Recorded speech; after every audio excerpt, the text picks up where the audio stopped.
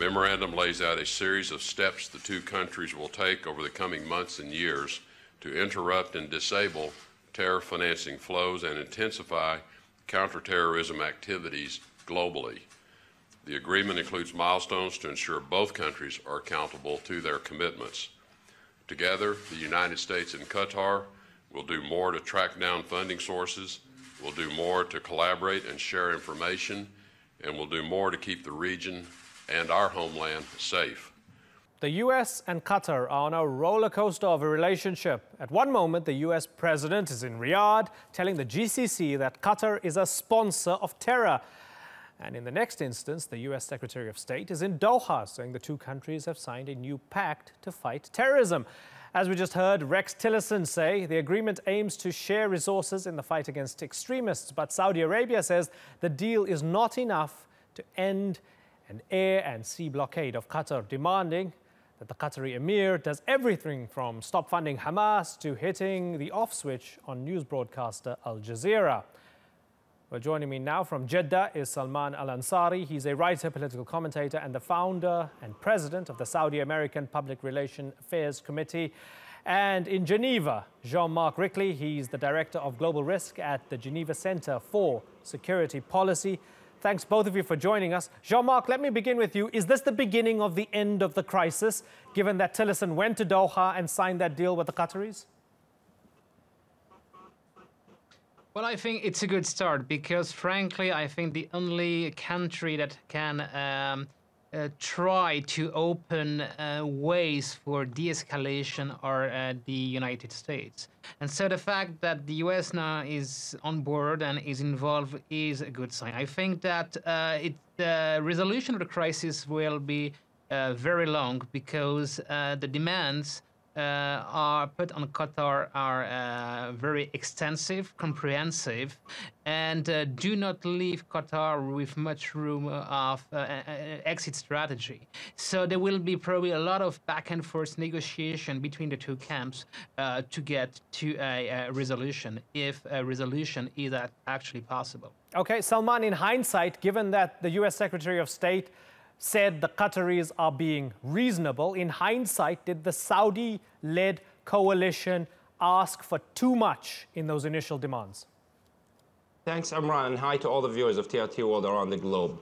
I don't really think that the GCC or Saudi Arabia, Bahrain, and Egypt and United Arab Emirates asked for so much. Why? Because in the Riyadh Accord of 2013 and 2014, they basically asked for almost the same things, just like two new points that have been added. So Tamim, the Emir of Qatar, has personally signed the Riyadh Accord, but unfortunately none of the things mentioned there have been followed by the Qataris. So I think definitely I see the American partnership with the GCC is very important, and the visit of Tillerson is very, very important. And I can see that there is like a genuine interest in the US administration to basically do something to de-escalate the situation, sure. etc. But Salman, and it's also good that they pressured the Qataris to. Yeah, go ahead. Okay, so here we have it, right? We have Tillerson. I think it's also good that they pressured the Qataris to do something. Sure. The Qataris haven't come out and said, we're sorry. Tillerson didn't come out and say, the Qataris told me that they're going to meet the Saudis halfway. None of that came out. The Qataris seem to be doubling down on their position, and Tillerson is saying their position is okay. So with all of that in mind, the only side that seems to need to do the walk back is the Saudi-led coalition. Yeah, I don't think it's this way. It might seem so by having like Tillerson's kind of style on his statements, etc. But you can tell that the U.S. administration is trying to create some sort of a balance. I think the U.S. has already been very effective and also have been very serious about addressing the Qataris' issues. So the fact that President Trump, when he talked about Qatar being a sponsor and funder of terrorism at a very high level didn't come just like a random kind of speech. No, it's in the strategic interest of the United States to get Qatar back on track and to not allow Qatar to basically support the Muslim Brotherhood in the region, or support Hamas, or support Fajr Libya militia in Libya, or Jabhat al-Nusra, which is JFS right now it's called, which is Al-Qaeda affiliated group. So there are a lot going on, and it's very complex, and the relationship that Qatar has had with non-state actors is very concerning and very alarming to everybody, including the United States as an ally for all the GCC members.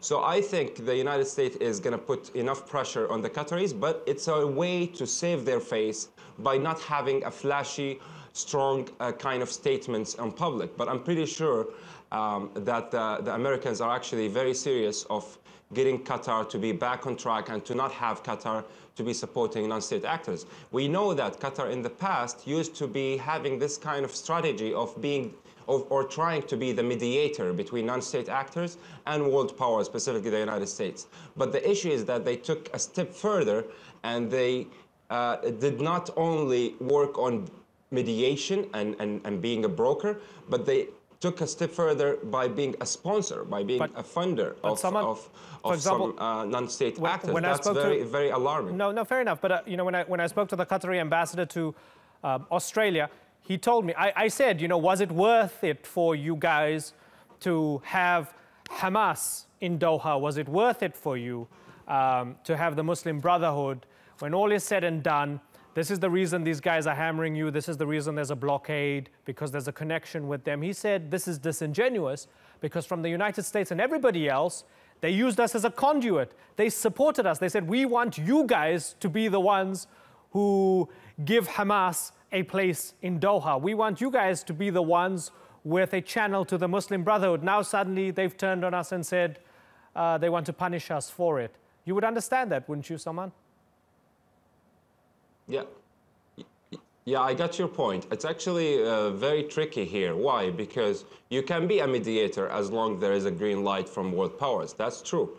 But what you can do is to use that mediation to basically harm other U.S. allies in the region. That is that's considered to be some sort of like a red line, not only for the United States, but for the global community, because you cannot basically be a mediator with non-state actors while you are having those non-state actors to be affecting the security and the national security of the United States allies in the region, specifically the Kingdom of Saudi Arabia or Egypt or United Arab Emirates or the Kingdom of Bahrain.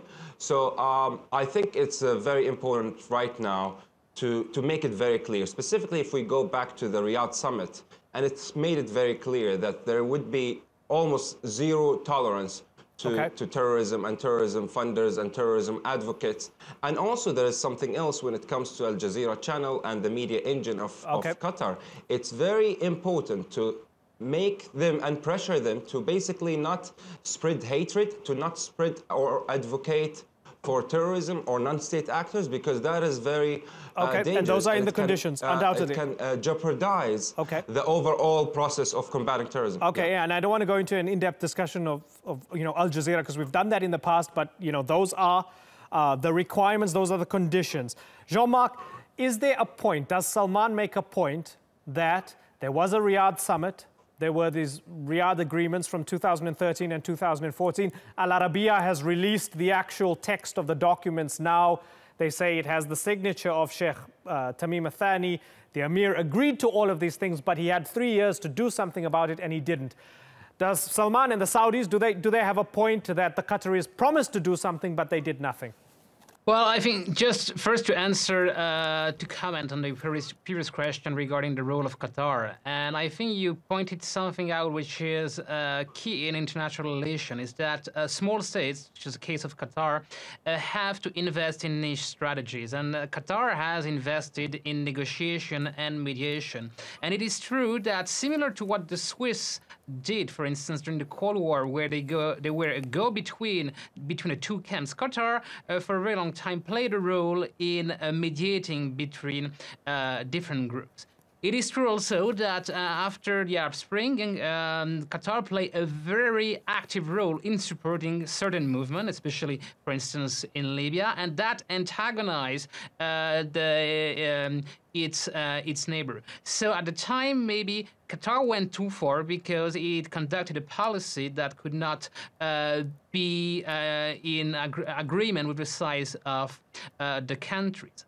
I think that since 2013 and 14, the foreign policy of Qatar has dramatically shifted. I mean, the main focus is no longer on foreign policy. It's rather on reform, domestic reform, and economic development in